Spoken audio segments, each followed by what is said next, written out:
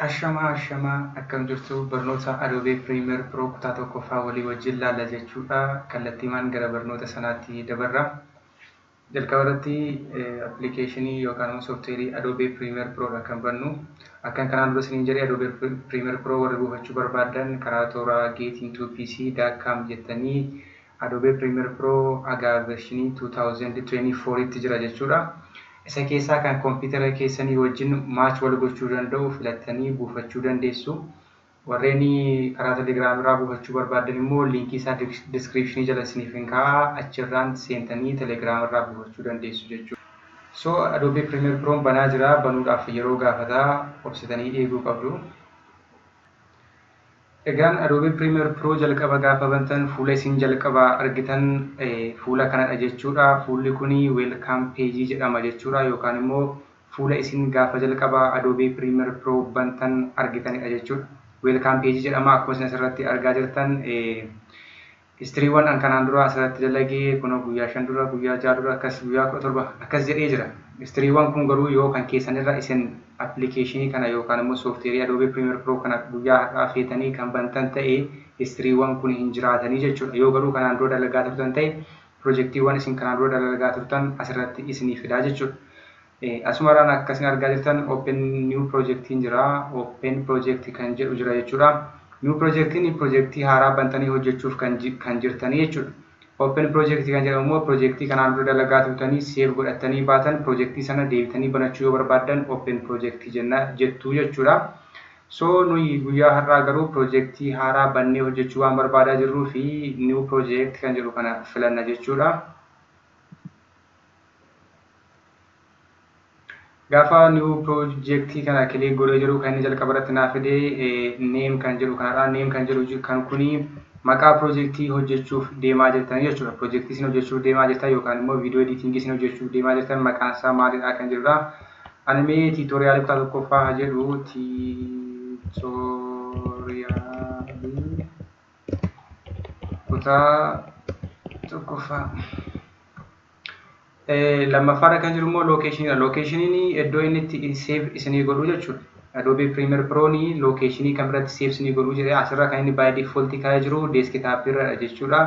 Garuu yoo isin iddoo specific ta'e filachuu barbaadan browser kan jedhu kana dhuftanii kilik gootu. Sana booddee optionii isinii fidaa. Fakkeenyaaf browser dhufee deeskitaappii jedhee jira. Mee Amaanuel iddoo jedhu kana haa filadhuwanii. Gaafan select folder godhu automaatikaalii eessatti jijjiira jechuudha. Amaanuel iddoo jedhu kanatti jijjiira jechuudha. So asirra kan jiru general strategy fi ingest kan jedhu kanadha. General kan jiru renderii kuni by default computer keessan iyyuu kana ofii isiniif mijeesseera kan inni isiniif kaa'u. Yoo graphic card qabaate kanarra isiniif kaa'a. Yoo graphic card hin qabu ta'e immoo kanarra automatically isinii kaa'a. Settingiiwwan warreen asirra jiran kan biroo waan nuti itti bubuunee sirreessinu hin jiru jechuudha. Kallattiimaan okay jenneetu seennaa jechuudha. Egaan workspacein kiyyaa fi workspacein keessan akka wal fakkaatutti jechuudha. Window kan jedhu kana koottaati, workspace kan jedhu koottaati, editing kan jedhu kana filadha. Sana booddee workspacein keenya wal fakkaata jechuudha. Walii wajjin wantoota jiran itti fufna jechuudha. Iddoo isin jalqabaa argaa jirtan kuni yookaan immoo iddoo mallattoo rectangle itti godhamee kun project panel yookaan immoo dog jennaan jechuudha. Project paneliin kuni karaa nuti ittiin faayilota seensifannu yookaan immoo faayila hojii kan editingiidhaaf dhimma itti baanu imeejii ta'uu danda'a, viidiyoo ta'uu danda'a, audio ta'uu danda'a yookaan immoo wantoota editingiidhaaf hojiilee giraafiksii editingii keessatti itti fayyadamuu jiru ta'uu danda'a. Karaa nuti ittiin seensifannuu fi itti kuufannu yookaan immoo karaa nuti itti Premiere Pro keessa seensifannuu fi iddoo nuti itti store godhannu kun project panel yookaan immoo doc jennaani jechuudha. Isaan kun akkamittiin faayilas keessatti seensifannaa akkamitti dhimma itti baana kan jedhu itti deebina jechuudha. Isheen kun immoo isheen as gidduura jirtu yookaan immoo selection toolidha haga type toolitti kan jiru kun isaan kun I think 11dha. Isaan kun immoo maal jedhamu tools panel jedhamu. Isaan kun hojii editingii keessatti select gochuudhaaf, trim gochuudhaaf, split gochuudhaaf yookaan immoo shapeewwan adda addaa draw gochuudhaaf, hojiilee barreeffamoota adda addaa barreessuudhaaf walumaa galatti hojii editingii keenya hedduu miidhagsuu fi tolchuudhaaf kanneen dhimma itti baanu jechuudha. Toolsi paaneliin kuni kutaa kanatti aansinee toolsi paanelii akka kutaa tokkotti walii wajjin ilaalla jechuudha. Sadaffaarratti kan argannu timeline-dha. Timeline kun iddoo dirree hojiin editingii itti hojjetamu jechuudha. Dirree viidiyoon itti muramu, audioon itti muramu yookaan ol kaafamu, gadi buufamu maal walumaa galatti hojii editingii dirree nuti irratti hojjennu timeline-dha jechuudha. Kubbaa miilaa akkuma dirree irratti taphatamu sana yookaan immoo akkuma puulii keessatti bishaan daakamu sana dirree editingiin irratti hojjetamu immoo timeline kanadha jechuudha. Timeline kun booddee gaafa sequence create goonu walii wajjin ilaaluu dandeenya.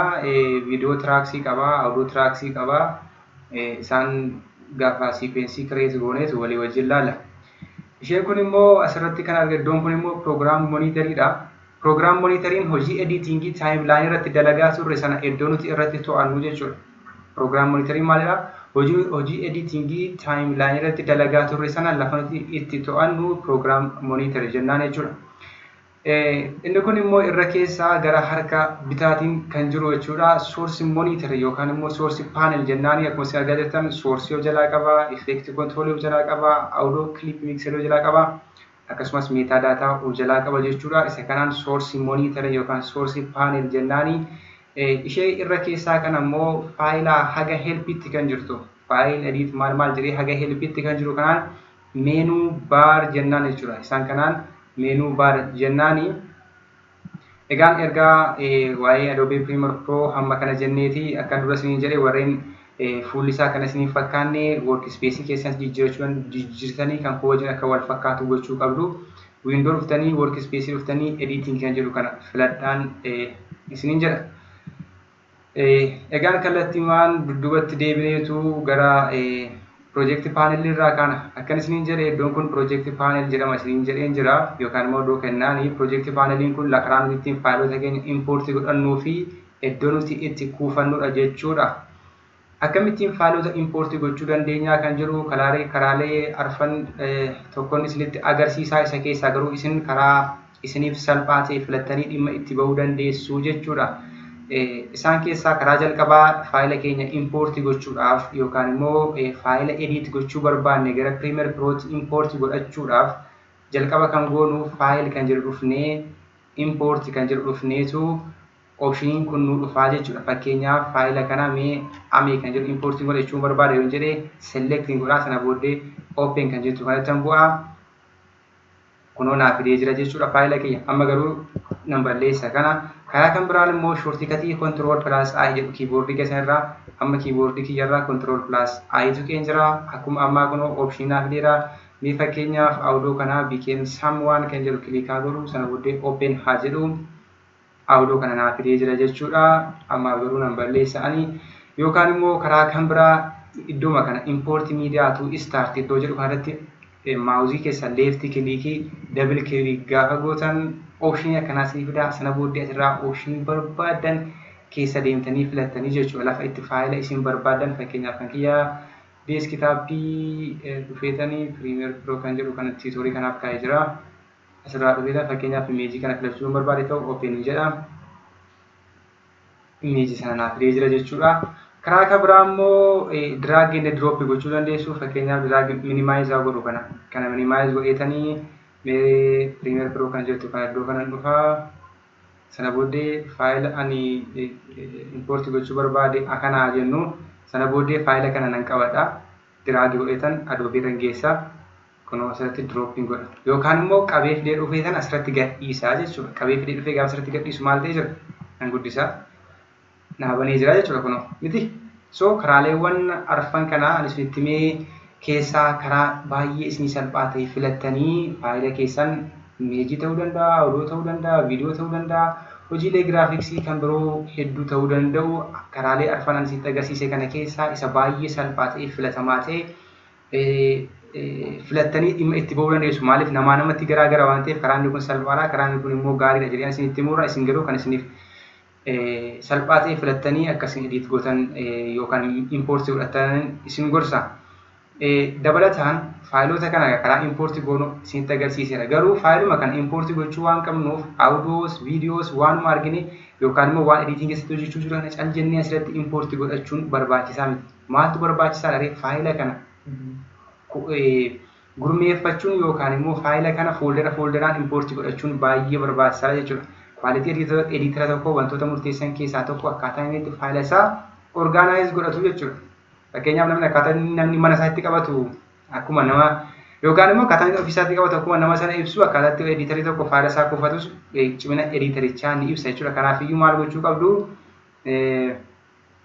new item ishee jettu kana jechuudha. New item kan jettu kan dhuftaniitu new bean kan jettu kan dhuftaniitu click gootu. Sana booddee biinii adda addaa bantu jechuudha. Fakkeenyaaf mee viidiyoo haa banuu kana viidiyoo haa jennu click goona. Ammas erga akkas goonee booddee immoo ammas biinii kan biraa audioodhaaf haa bannu. Isa immoo audio haa jennu.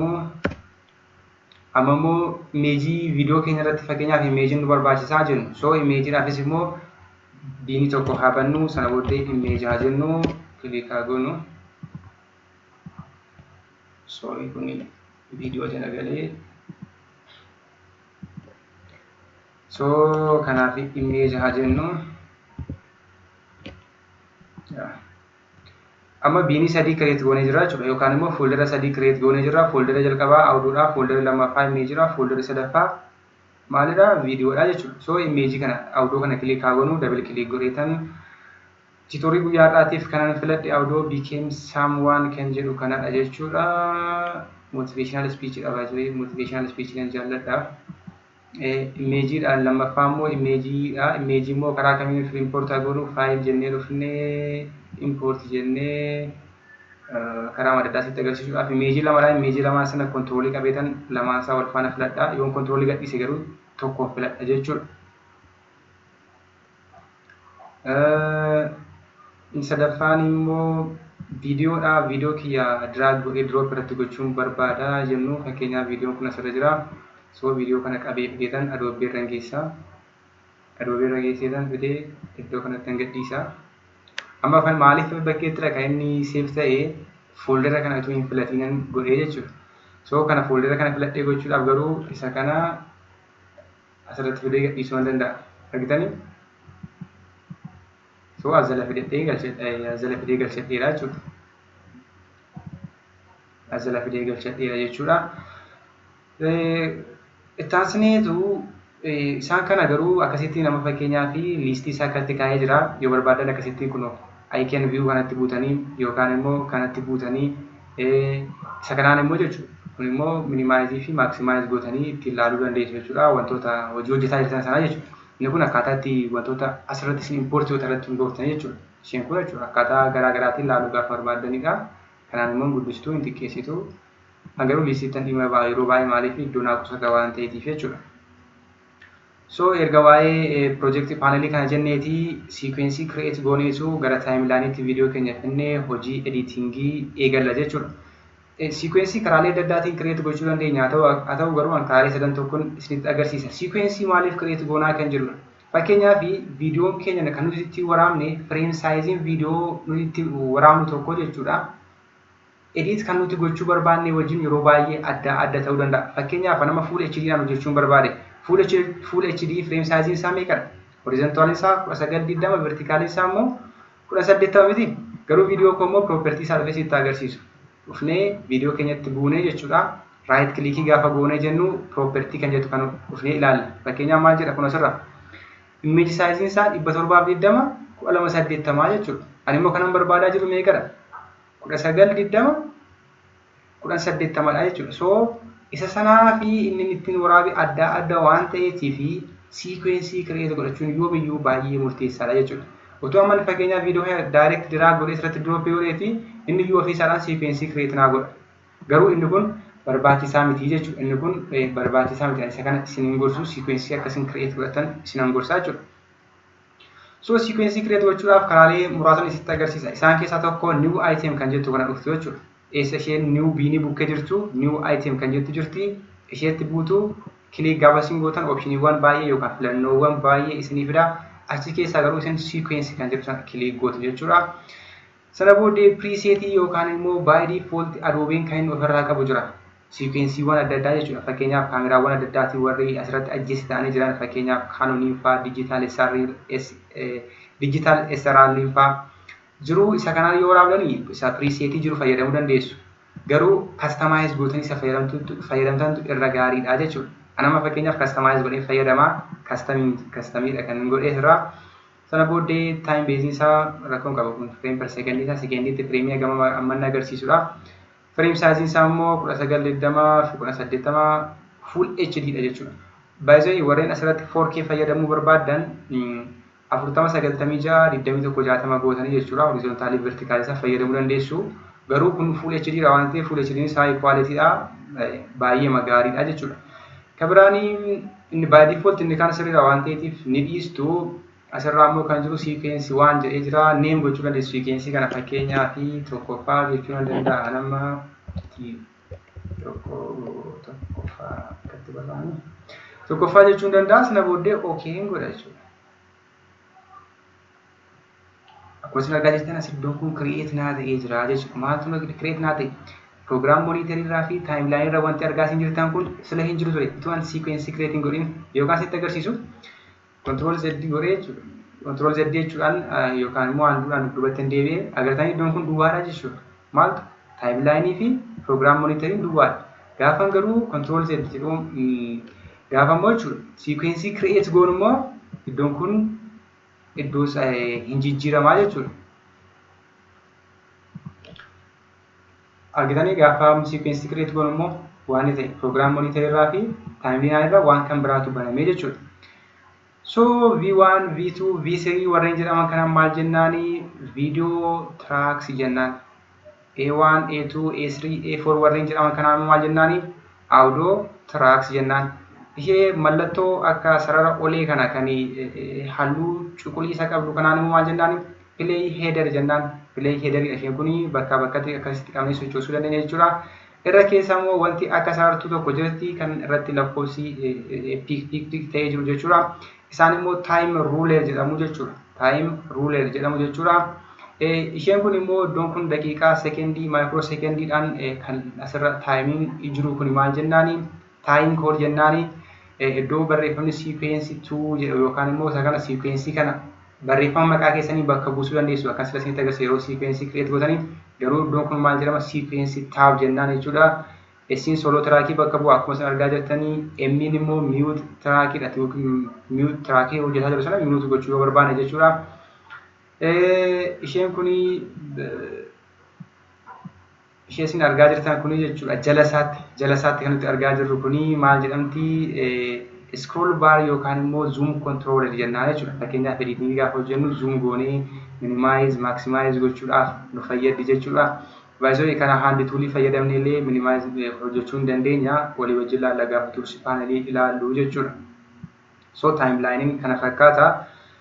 Isaan kanas timelining kana fakkaata. Sequence karaa kamiin create goona jedhee tokkoffaa new item dhufnee sequence gochuudhaan create gochuu dandeenya yookaan immoo shortcut control N yoo tuqne jechuudha keyboard keenya irraa sequence create gochuu dandeenya.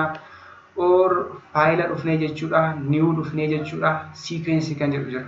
File new sequence dhufnee illee sequence create gochuu dandeenya kaaleewwan sadan kana keessaa isin karaa baay'ee masalphaadha naaf mijataa jettanii yaaddaniin sequence create godhachuu dandeessu jechuudha.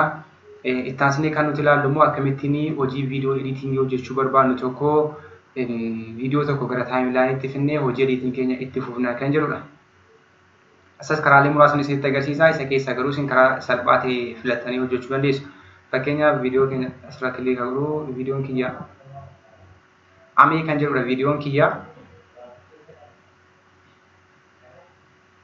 Fakkeenyaaf viidiyoon kiyya amee kan jedhudha amee kan jedhu kana jechuudha double click irratti han godhu karaalee adda addaadhaan gara timeline itti kan dandeenyu tokkoffaa viidiyoo kana finneetu iddoo ishee sequence create goone mallattoo akka faayilaa irratti nan gadhiisa.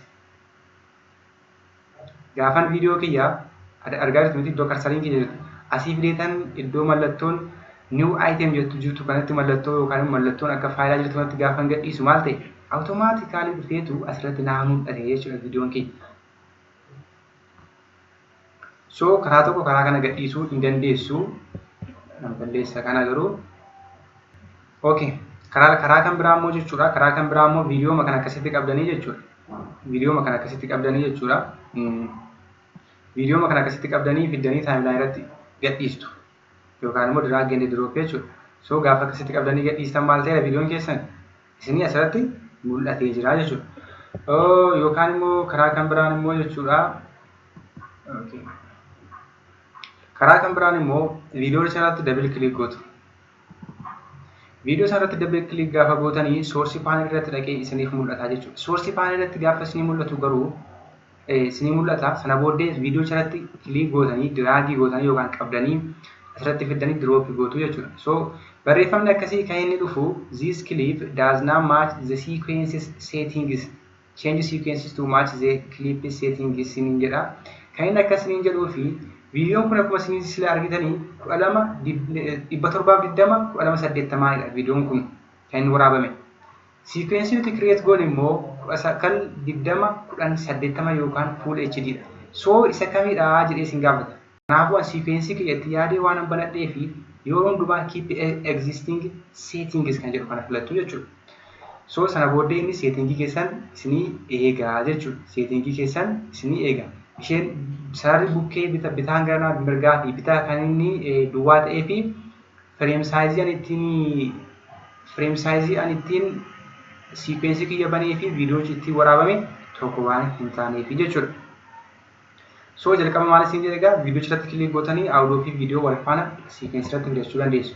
Yommuu lakkii audio qofaan barbaadaa jettan immoo mallattoo audio yookaan mallattoon wave asirra jirti.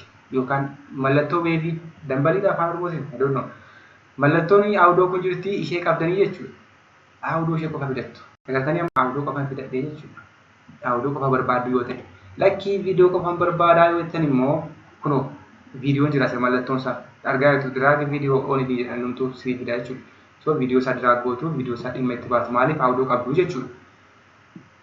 Yoo kabiraanii asirratti kan inni source panel irraa gara timeline video kan inni nu fayyadu jechuudha.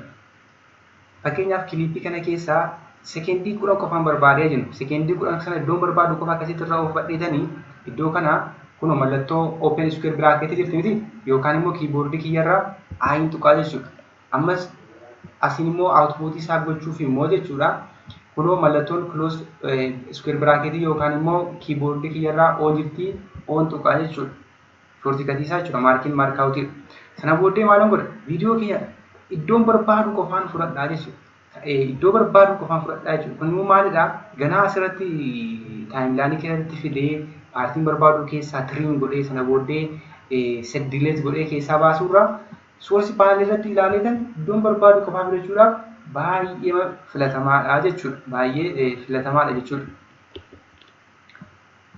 So viidiyoo keenya gara timeline itti fiduudhaaf karaaleen adda addaa jiru. Karaalee hedduu jira. Karaalee hedduu sana jiran keessaa karaa sadan tokko isinitti agarsiisa jedhee yaada. Tokkoffaa akkasumatti direct drag goonee drop gochuudha.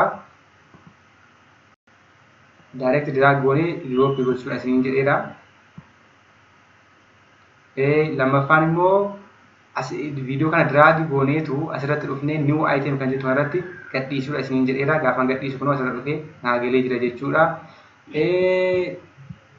Inni kabiraan immoo asirraa dhufnee sequence source monitor irraa dhufneetu akkasittiin drag goonee drop gochuudhaan import godhachuu dandeenya. Erga asirratti timeline irratti fidannee booddee hojii editingii keenya itti fufnaa jechuudha. Okay. So mee amma viidiyoo kiyya gara timeline itti fidee hojii editingii tokko muraasuma waliin hojjennu waan har'i introductionidha. Waanuma akka introductionidhaaf nu ta'uu danda'a yaadee walii wajjin hojjenna jechuudha. Okay, akkasiin argaa jirtan viidiyoo kana import godheen jira. Viidiyoon kun viidiyoo daqiiqa sekendii 28 fi gabaabaadha baay'eedha. So viidiyoo kana jalqaba irratti bukkee sagaranaaf garasiisa akkas duwwaa ta'u kanaa jechuudha. Gaafa inni duwwaa isin jalaa ta'u maal gootu koppii godhattu kana. Kana koppii godhachuudhaaf altii qabdu keyboardii keessan irraa achi booda drag ol gootu yookaan immoo jechuudha control Z. Viidiyoochuma asirraa fiddanii jechuudha. Fakkeenyaaf viidiyoo kana asirraa akkasitti fiddanii akkas godhatanii audio isaa balleessanii viidiyoo koppii isinii ta'eera jechuudha. Garuu waan control Z jedheetan kan deebisaa. Kanaaf yookaan immoo akkasumatti qabdanii koppii gootanii jechuudha. Asirratti fiddanii iddoo kanarratti dhuftanii asirratti control plus V gaafattan koppii isinii ta'a jechuudha. Adobe Premiere Pro keessatti hojii tokko kallattii adda addaatiin hojjechuu dandeessu. Isa karaa salphaa ta'e garuu filachuu qabdu jechuudha. Isin an alti godheetan diraabii godhaa koppii naa ta'ee jira. Iddoo kanatti viidiyoo lamatu walirra jira maal gochuuf naan jechuu dandeessu. Ijoolleen Adobe Photoshop fayyadamtan beektu waa'ee laayerii. Laayerii jechuun wantoota yeroo hundumaa wanta irra keessa jiru dura arginaa jechuudha. Fakkeenyaaf wantoota adda addaa walirra tuuraatii asii gadi ilaalaa. Jalqaba kan isin agartan isa irra keessa jirudha jechuudha. So Photoshopnis laayerii fayyadama. Akkuma maali? Akkuma Premiere Pronis laayerii fayyadama. Akkuma maali? Akkuma Photoshop jechuudha. So ani isa gajjallaa jiru kana saayidii garnaaf garasiitti bal'iseetan bilar godhee akka bakki duwwaa kun hin fokkisa yoo akkasitti hojjedhe waan ta'eetiif badu godhaa jechuudha. So kanaafiyyuu jalqaba maalan godhaa kana dhufeetanii effect control dhufaa jechuudha. By the way, source panel irra kanneen jiran source hin jirti, effect control hin jirti. Effect control kun waan baay'eedhaaf fayyada. Kilaasii tokko goonee wajjin laallaa. Audio clip mixer illee akkuma kanaa meetaa daataa garuu ammatti agasmara dhimma itti hin baanu jechuudha. So effect control dhufna jechuudha. Video kiyya filadheera effect control dhufeetan maalan godhaa? Scale isaan increase godhaa jechuudha. Scale isaa akkasiitan increase godha. Sorry. Baay'ee asirratti skeeliin isaa heightii fi width isaa adda adda gochuu barbaadu ta'e kun uniform scale kan jedhu kana anti gootu jechuudha. Amma akkasitti yoo ta'e adda ta'a jechuudha. So garuu an kana wal faana akka uniform naatu waan hin barbaaduufidha. Akkasiin godhaa scale godhaa. Sana booddee position isa xiqqoo ishee olan kaasaa. Okay. Kun naa ta'ee jira jechuudha. Sana booddee isan dhufaa effectisiin dhufaa. Sana booddee Gaussian blur kan jedhu filadhaa jechuudha. Gaussian blurrii kana yookaan select godheetan viidiyoo kiyya irratti drop gochuu nan danda'a. Fakkeenyaaf viidiyoo kiyya irratti drop godhe. Viidiyoo kiyya irratti drop godhe. Amma isarratti naa dhufee naa galeera. Kunoo asirratti dhufee naa galeera effect control irratti jechuudha. Yookaan immoo jechuudha. Gaussian blur kan jedhu kana select godheetan dhufee effect keessatti gadhiisuu nan danda'a. Effect keessatti gaafa gadhiisu adda addummaa hin qabu jechuudha. Because asirratti video kan select godhee jira garuu video isa lammaffaarra jiru kana jechuudha. Video 2dha kan select godhee jiru. Kan inni apply ta'u isa kamirrattidha? Video isa select ta'ee jiru irratti jechuudha. Fakkeenyaaf increase goonu gamee itti haa daballu bileeraneesii. Fakkeenyaaf itti dabalamaa jira jechuudha. Alaaduma guddachaa deemnuun hamma inni bileer ta'u guddachaa deemaa jechuudha. Garuu baay'ee guddatee si fokkisa waan ta'eetiif asirratti yoo dhiisni gaarii ta'a jechuudha. So video kana akkuma isin argitan jalqabni isaa sekendiiwwan kanaan scroll barii kana yookaan immoo zoom controllerii kana control godhee kana laalleetu jalqabni isaa space duwwaa jira waan ta'eef space duwwaa kana cut goone keessaa haa baasu jechuudha. Baay'ee kana cut goone left fi right irratti karaa gabaabaan jira. Isa karaa gabaabaa kana gaafa tools panelii walii wajjin baruun isinitti hima. Amma garuu karaa kan biraa yookaan immoo karaa oolli ta'e hojjetee itti agarsiisa. So video tokko cut goonee keessaa baasuudhaaf paartiin barbaadannee razor tool yookaan immoo siit dhimma baanaa yookaan ishee mallattoo akka millaacii yookaan immoo millaacii maal jedhama afaan keenya waan akka murtuu kanaa jechuudha. Isheetti dhimma baanaa shortcutiin ishee siidha. Asirratti akkasii argaa jirtan viidiyoo hunda isaa wal faana murachuudhaaf keyboardii irra shiftiin qaba jechuudha. Shiftiin qabee hunda isaa tokkotti katnaa godheera. Sana booddee selection tooliitti bu'aa selection toolii bira dheetanii isaan kana sadansaa filadhaa jechuudha. Sana booddee keyboardii irra dileetiin tuqaa jechuudha. Yookaan immoo control Z yookaan immoo jechuudha isaan kana akka select gootanii jechuudha. Isaan kana select erga gootanii booddee right click tuqxanii jechuudha. Remove kan jedhu jechuudha. Select erga gootanii booddee jechuudha right click keessan tuqxaniitu clear kan jedhu jirti. Clear itti buutu jechuudha. Clear isinii godha. Sana booddee bakka duwwaa kana immoo repeal delete kan jedhu kanatti buuchuu dandeessu yookaan immoo keyboard keessa irra karaa salphaa delete itti buutu. Bakka isinii buusee jechuudha iddoo viidiyoon sun citee bahe sana. So akkas goonee dhumarratti immoo taayimii gabaabbachuu qaba waan ta'eef asirrattis left click irrattis shortcutii kan biraan jira. Shortcutii isaa akkas isiniin jedhee gaafa tools panelii wajjin barannu isinitti agarsiisa. Har'aaf garuu karaa oolliin hojjedha akkas. Karaa maali? Razor tooliidhaan. Because isa shortii sana argachuuf isinis maa inni shortii sun kan jedhu qophaa'atii eegaa maal fudhadhaa razor toolii fudhadhaa. Sana booddee hunda isaa wal faana akka inni katnaa godhuu fi shiftiin qabaa. Kliikiin godhaa. sana booddee selection toolii fidan kana filadhaa. Kana sadan ishee immoo maal godha walfaan keyboard irraa dileetiin tuqaa jechuudha. So viidiyoo kiyyaa amma kana sirreeffadheen jira jechuudha. Faalii keessaa mee teekstiidhaa fi teekstii barreessinee maal haallu giraafiksii kan jedhu kana dhufnee giraafiksiitti buuna. Kallattii adda addaan barreessuu dandeenya. Barreeffamoota adda addaas barreessuudhaaf asirraa yookaan fakkeenyaaf taayipii tuul kan jedhu jira. Shoortikatiin isaa tiidha kiiboordii keenya irratti filachuudhaan barreessuu dandeenya. Yookaan asirraa dhufnee giraafiksii filachuu dandeenya yookaan immoo faayil kan jedhu dhufnee jechuudha. Sana booddee niiw kan jedhu dhufnee jechuudha. Leegaasii taayitilii kan jedhu kanatti dhufneetu barreeffamoota adda addaa akka dhiyeessu gochuu dandeenya. Mi'aan garuu giraafiksii fayyadamee giraafiksii kan jedhu kana asirraa filadheetan barreeffama gabaabaa tokko barreessitan barnoota keenya guyyaa har'aa goolabaa.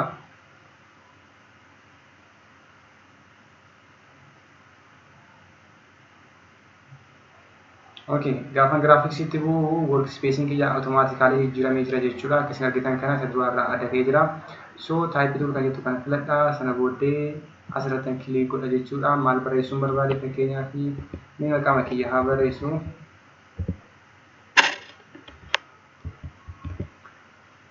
Gaafa barreessee jiru asirraa bitaanis mirgaanis naa dhufee jira jechuudha. Yookaan effektii kontiroolii keessattis asirraanis naa essenshaal giraafiksiif naa dhufee jira. Lamaan isaa keessaa kan barbaadan filachuu dandeessu jechuudha.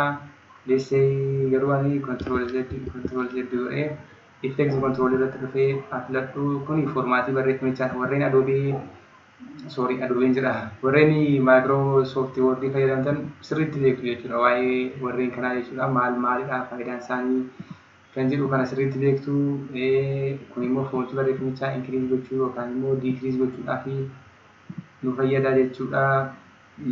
Kuni isaa gara harka bitaatiin gama harka mirgaatiin gidduu irratti fiduudhaaf kuni foontii isaa guddisuudhaaf bareechuudhaaf kun immoo kalerii isaa jijjiiruudhaaf fakkeenyaaf diimaa hagoonumee automaatikaalii diimaa ta'ee jira jechuudha.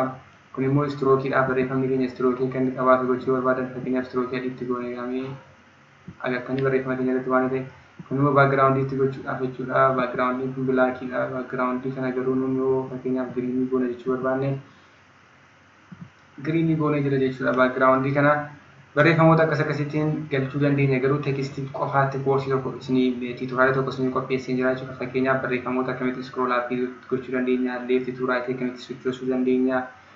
Barreeffamoota fakkeenyaaf dhuma fiilmii irratti argametu gama tokkoon viidiyoon taphachaa gama tokkoon immoo barreeffamni fiilmii irratti asii ol gaafanni iskrool aappii ta'u sanaafaa jechuudha. Qofaatti akkamittiin teekstoota akkasitti akka hojjechuu dandeessan yookaan immoo yeroo oduun dubbifamu barreeffamni bitaa mirgaa bitatti akkamitti akka inni deemu yookaan bitaa mirgatti akka inni deemu kan afaan arabaa jechuudha. Tiitoriyaalii qofaatti isiniif hojjedheera waan ta'eef achirratti bal'inaan isiniif ibsaa yookaan immoo achirraa bal'inaan hubatu jechuudha. So barnoonni keenya guyyaa har'aa kana fakkaataa fi editingii kan jedhamatti bu'eetan gara bakka duraan turreetti isin deebise. Walumaa galatti viidiyoon sirna edit goone kana fakkaataa har'i akka introdakshinii maalummaa Adobe Premiere Pro maal fakkaataa workspacein isaa maalidha maal of keessaa kan qabu kan jiru walii wajjin ilaallee garuu kana gara fuulduraatti tokko tokkoon walii wajjin ilaalla jechuudha. Audiyoo akkamitti viidiyoo Adobe Premiere Pro fayyadamnee edit goonaa, viidiyoo akkamitti edit goonaa, mooshiiniiwwan adda addaa akkamitti viidiyoo keenya irratti hojjennaa, iskiriinii akkamitti sheer goonaa, viidiyoo iskiriinii sheerii jechuudha. Kabiraan immoo kalar gireedii faallee akkamitti hojjennaa kan jedhu walii wajjin ilaalla jechuudha. Garuu barnoonni keenya kutaa tokkoffaa akka seensaatti walii wajjin ilaalaa turre kana fakkaata. Viidiyoo kana ekspoortii gochuudhaaf Ctrl+N kiiboordii kiyya irraa tuquun danda'a. Sana booddee opshiniiwwan adda addaa naaf fida jechuudha. Akkuma isin argaa jirtan gaafa Ctrl+M tuqu opshiniiwwan adda addaa naaf fidee jira. Yookaan immoo jechuudha faayila keessan dhuftanii asirraa faayil kan jedhu dhuftanii jechuudha. Dhumarra jirti dhumarra kun ekspoortii kan jettu jirti ishee OK gootu achi booddee export media kan jettu jirti ishee irratti OK gootu gaafa isin OK gootanii opshiniiwwan adda addaa isinii fidaan opshinii foormaatii isaa kanuma filadhaa kanuma yoo filattan gaariidha. Garuu inni kun akkaataa filannoo isin barbaadan yookaan immoo quality viidiyoo isin hojjechuu barbaadan irrattidha jechuudha. presetiin isaa maalidha kan jedhudha yeroo baay'ee kana yoo kan isin filachuu barbaadan akkaataa quality maaliif akka viidiyoo sana hojjechaa jirtan irratti hundaa'a jechuudha. Warreen 4K dhaaf hojjetan kana fayyadamuu dandeessu. 4K Ultra HD kana garuu ani YouTube Full HD 1080 yoo filattan irra filatamaadha jedhee yaada. Yookaan immoo YouTube 2160 kan 4K Ultra HD nis baay'ee filatamaadha warra 4K fayyadamtaniif. So kana filadhaa sana booddee Indus setting isa by default automatically sirreessaa jechuudha. Gaafa asirraa filattanii asirraa wanti isin baay'ee sirreessitan hin jiru. Bitrate isaa kana yoo 15 gadi gootan filatamaadha. Yeroo tokko YouTube irratti gaafa upload gootan isin diduu danda'a waan ta'eef 14 yookaan immoo 15 yoo hojjettan baay'ee space karaan dhuftan isirraa maal gootu jechuudha. Export kan jettu natti cuqaastu sana booddee viidiyoo isin hojjettan export isinii ta'a jechuudha. So barnoonni Adobe Premiere Pro Part 1 kana fakkaata jechuudha. Part 2 irratti tools panelii 11 walii wajjin laalla selection tool haga type tool itti warreen jiran jechuudha. Tokko lamaan walii wajjin laalla detailii viidiyoo editing keessatti isaan baay'ee murteessoodha. Maaliif isaan viidiyoo editing hojjechuu waan hin dandeenyeef jechuudha. Part 1 immoo wanti isin yaada keessan naa qooduu dandeessu waan hordoftaniif galatooma.